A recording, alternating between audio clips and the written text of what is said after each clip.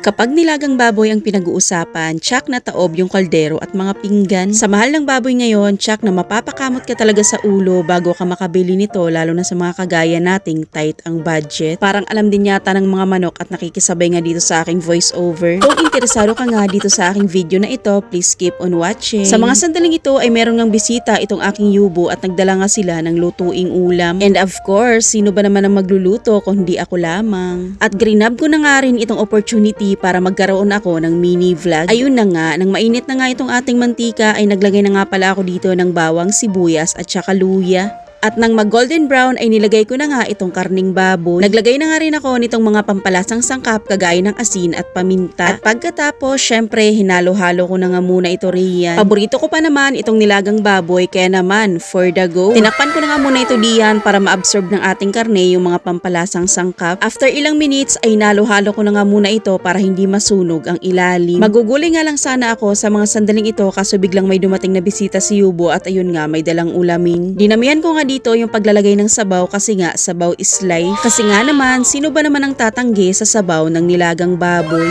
Hinalo ko nga lang ito diyan ng kaunti tapos tinakpan ko at hinayaan ko nga itong kumulo hanggang sa lumambot itong ating karne. Aminin nyo man o hindi, nagaya ko ay nakakailang beses din tayo naghahalo ng ating niluluto. At para mas lalong maging malinamnam itong ating sabaw ay naglagay nga ako dito ng pork cubes. Hinalo-halo ko na nga muna ito diyan hanggang sa ma-dissolve itong ating pork cubes. Maglalagay na nga rin ako dito ng patis para sa added flavor. Kagaya ko rin ba kayo na naglalagay ng patis para sa mga sabaw kagaya ng tinola o hindi kayo nilaga kagaya nito? Sa mga hindi pa nakakapaglagay ng patis sa kanilang mga lutuing sabaw ay try nyo na po, mas masarap po kapag may patis. Hinalo-halo ko na nga ito diyan hanggang mag-well blended. Pagdating talaga sa mga lutuing baboy, ayoko talaga na pag kinakagat ko nga ay lumalaban pa nga sa ngipin. Mas gusto ko talaga yung malambot na talaga siya. Sabi ko nga dito kay Yubo ay try niya na nga para malaman kung malambot na nga o hindi pa, pero hindi pa nga, kaya naman pakukuluan ko na nga ulito ng mga ilang pang minuto. At nang malambot na nga itong ating karne ay sunod ko namang inilagay aring ating pechay na talaga namang pagkarami akala mo'y galit na galit sa gulay. Inayos ko na nga muna diyan ang pagkakalagay nitong ating gulay para pantay-pantay ang pagkakaluto. Inayaan ko na nga muna itong kumulo diyan ng mga ilang minuto para lumambot-lambot naman itong ating gulay. Mas masarap nga sana dito yung merong repolyo, mais at saka saging na saba kaso hindi nga sila available.